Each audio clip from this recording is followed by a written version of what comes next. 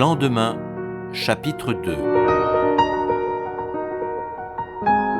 Quant à la tombée de la nuit, le train les déposa enfin au bord d'un des lacs.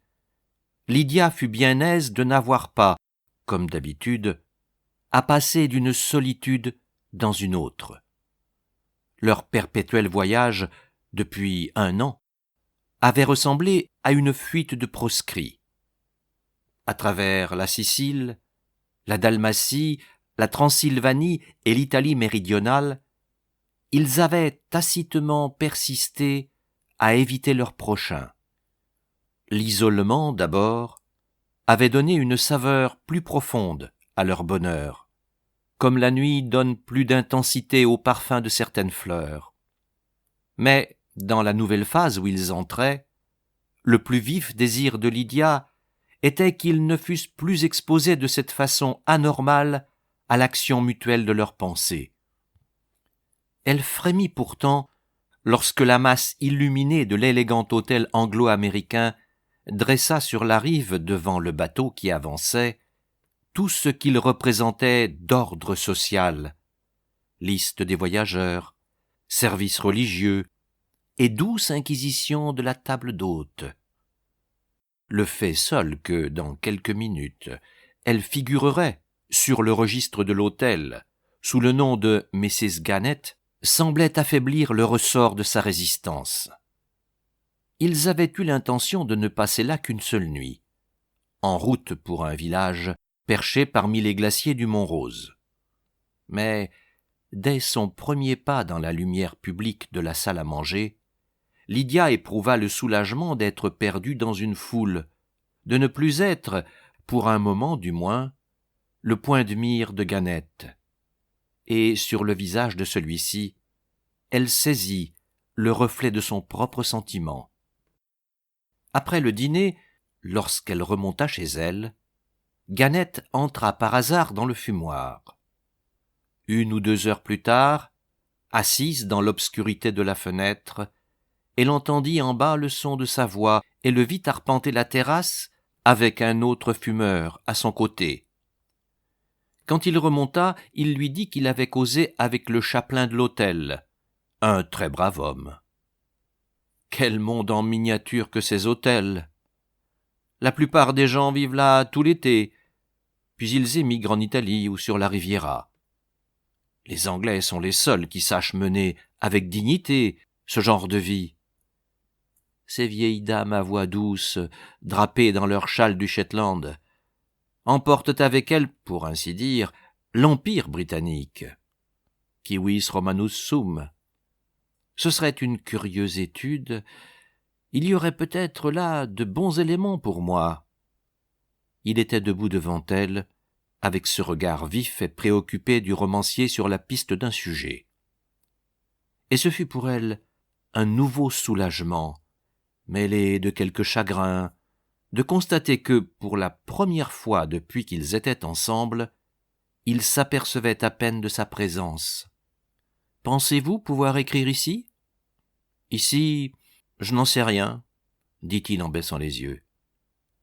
Après être resté si longtemps loin de tout, les premières impressions sont nécessairement très fortes. Je vois déjà 12 de filons à suivre. Il s'arrêta, un peu embarrassé. « Alors il faut les suivre. Nous resterons, » dit-elle avec une résolution subite. « Rester ici ?» Il la regarda tout étonné. Puis il marcha vers la fenêtre, et ses yeux plongèrent dans la nuit paisible du jardin. « Pourquoi pas ?» fit-elle, sur un ton d'irritation voilée. « Cet endroit est plein de vieilles chattes qui potinent avec le chapelain. Seriez-vous bien aise ? Naturellement, ce serait autre chose si... » Elle flamba. « Que voulez-vous que cela me fasse ? Cela ne les regarde pas. » »« Non, bien entendu, mais vous n'arriverez pas à le leur faire admettre. »« Elles peuvent penser ce qu'elles voudront. » Gannett la regarda, hésitant. « C'est à vous de décider. »« Nous resterons, » dit-elle encore. Gannett, avant qu'ils se fussent rencontrés, s'était fait un nom comme auteur de nouvelles et d'un roman qui avait eu l'honneur d'être largement discuté.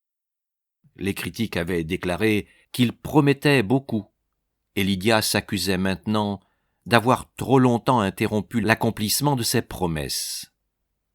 Au début, et n'y avait-il pas là une particulière ironie, il lui avait maintes fois juré que ses facultés latentes n'atteindraient leur plein développement qu'auprès d'elle.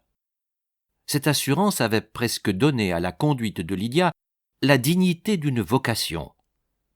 Il y avait eu des moments où elle s'était sentie incapable d'assumer devant la postérité la responsabilité de borner sa carrière. Et cependant, il n'avait pas écrit une ligne depuis qu'ils étaient ensemble. Son premier désir d'écrire avait jailli au contact repris avec le monde. S'était-il donc trompé? Le choix le plus intelligent a-t-il des effets plus désastreux que les aveugles combinaisons du hasard? Ou bien y avait-il, pour elle, une réponse encore plus humiliante à ses perplexités? Cette soudaine impulsion d'activité coïncidait trop exactement avec le désir qu'elle-même éprouvait de se soustraire à l'observation de Gannett. Elle se demandait s'il ne recherchait pas, lui aussi, un refuge contre d'intolérables problèmes. « Il faut vous mettre au travail demain !» s'écria-t-elle. Et elle dissimula le tremblement de sa voix dans un rire, en ajoutant « Je me demande s'il y a de l'encre dans l'encrier !» Sans compter le reste, à l'hôtel Bellosguardo, comme disait la vieille Miss Pinsent, on avait un certain ton. C'est à Lady Susan Condit qu'on devait cet inestimable bienfait. Dans l'opinion de Miss Pinsent, il venait même avant les terrains de tennis et le chapelain attaché à l'établissement. La visite annuelle de Lady Susan faisait de l'hôtel ce qu'il était. Miss Pinsent aurait été la dernière personne à déprécier un tel privilège. « C'est si important, ma chère, disait-elle à Lydia, qu'il y ait quelqu'un pour donner le ton à la petite famille que nous formons ici.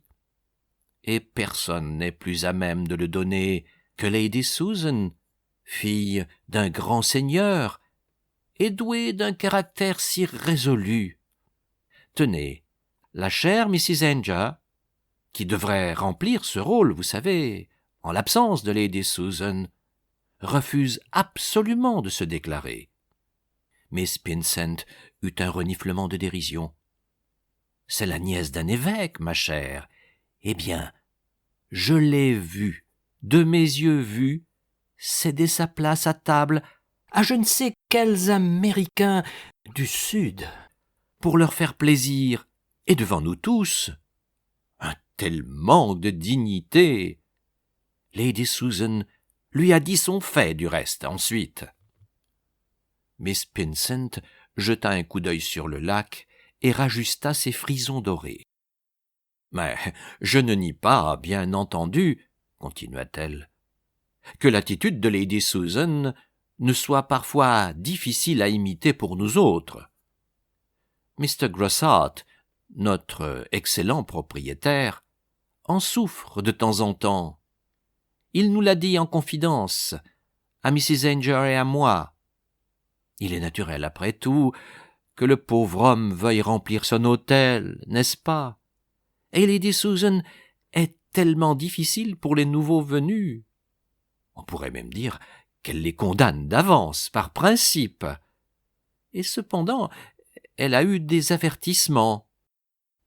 Elle a été tout près de commettre une effroyable erreur avec la duchesse de Levens, qui se teignait les cheveux, jurait et fumait. » Miss Pinsent reprit son tricot en soupirant. « Il y a, bien entendu, des exceptions. Elle a eu tout de suite de la sympathie pour vous et pour Mr. Gannett. Ça a été remarquable, oui, vraiment. Oh, je ne veux pas dire que l'un ou l'autre... Non, bien entendu. C'était parfaitement naturel. Tout le monde vous a trouvé si charmant, si intéressant dès le premier jour. Nous savions d'abord que Mr. Gannett était un lettré par les revues que vous receviez. Mais vous comprenez ce que je veux dire. Lady Susan... Je ne veux pas dire, comme Mrs. Ainger, qu'elle a tellement de préjugés contre les nouveaux venus, mais elle est tellement disposée à ne pas les aimer que nous avons tous été surpris de la voir vous accueillir ainsi, je l'avoue. Miss Pinsent lança un coup d'œil significatif par la longue allée de lauriers teints.